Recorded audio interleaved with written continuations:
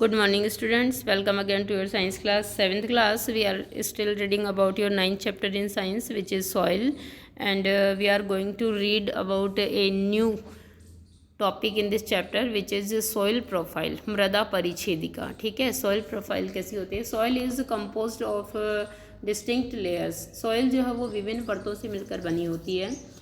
ठीक है. Perform the following activity to find out how these layer are arranged. चलिए देखते हैं नीचे दी गई एक्टिविटी के द्वारा कि ये जो परतें हैं वो किस तरह से व्यवस्थित होती हैं. Activity 9.2 take a little soil, break the clumps with your hand to powder it. Take a little soil, आपको थोड़ी सी मिट्टी लेनी है. And break the clumps with your hand, ये जो मिट्टी के बड़े बड़े ढेले होते हैं इनको आप अपने हाथ से पाउडरी कर लीजिए, यानी पाउडर के रूप में बदल लीजिए, चूर्ण बना लीजिए. Now take a glass tumbler, अब आपको ग्लास लेना है. 3/4 फिल्ड विद वाटर, और अभी आपको 3/4 यानी 3/4 भाग इसका पौन जिसको आप कहते हो, 3/4 इसको फिल कर लेना. पूरा फिल नहीं करना, एक हिस्सा इसका खाली रखना. और 3/4 we will fill the glass with water 3/4 area और 3/4. ठीक है. And then add a handful of soil to it, और अब इसके बाद एक मुट्ठी भर सॉइल इसके अंदर डालनी है. Stir it well with a stick to dissolve the soil, मिट्टी के घुलने तक इसको एक स्टिक की सहायता से या एक छड़ की सहायता से आप हिलाते रहिए. Now let it stand undisturbed for some time, अब इसको बिना छिड़े कुछ समय के लिए रख दीजिए, एज लाइक फिगर 9.2.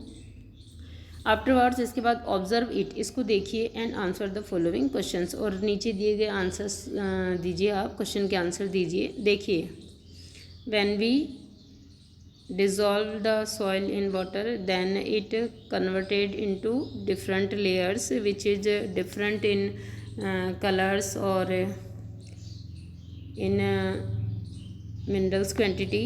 देखिए, सबसे अपर लेयर जो है इसमें कुछ हल्का फुल्का घास फूस जैसा या तिनके जैसे तैरते हुए आपको दिखाई देंगे, है ना, स्विम करते हुए. This is humus.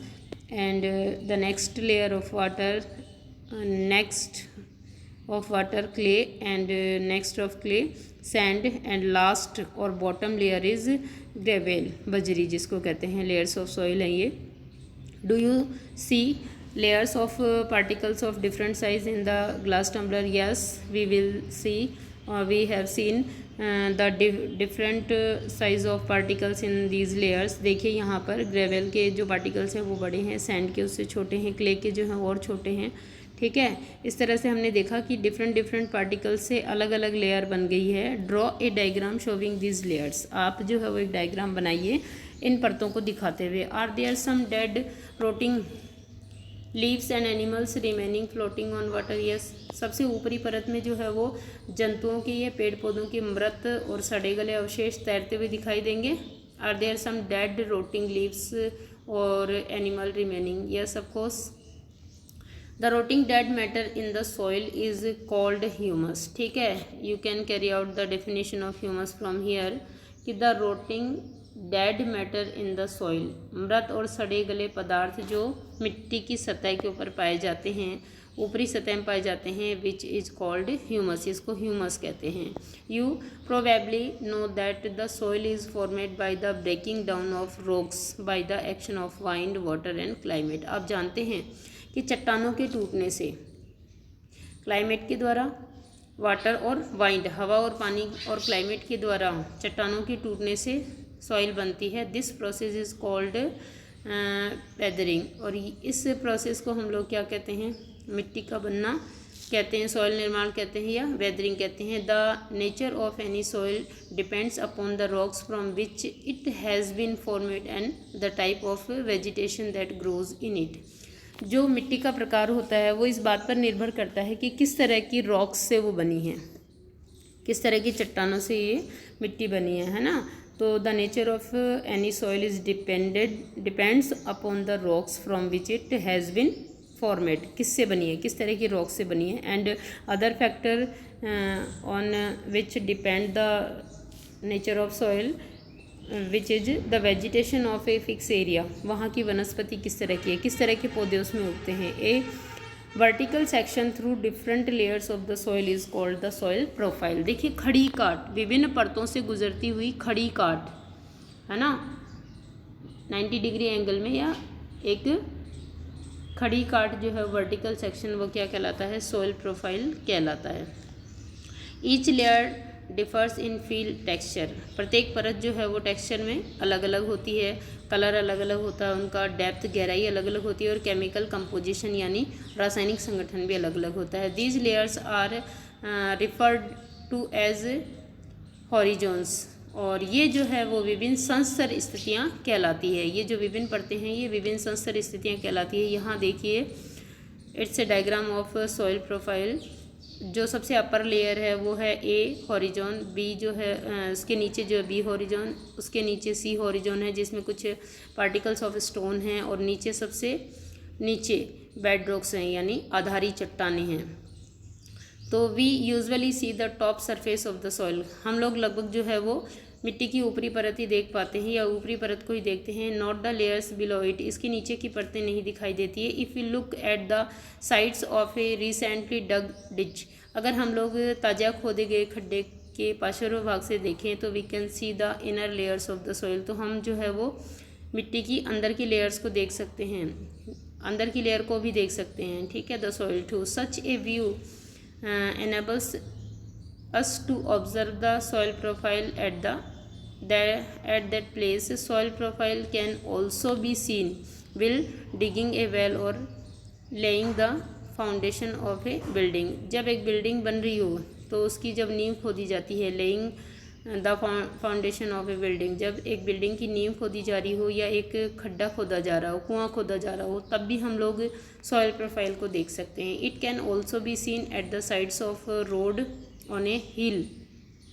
ये जो है वो एक पहाड़ी क्षेत्र की रोड के पार्श्व भाग से, और एट ए स्टिप रिवर बैंक, और एक खड़े नदी किनारे से भी सॉइल प्रोफाइल दिखाई देती है या इसको देखा जा सकता है। The uppermost horizon is generally dark in colour as it is rich in humus and minerals. जो सबसे ऊपरी परत है मृदा की, जिसको ए संस्तर स्तर कहते हैं, वो कलर में डार्क होता है क्योंकि उसके अंदर ह्यूमस जो है वो और मिनरल्स पाए जाते हैं अधिक।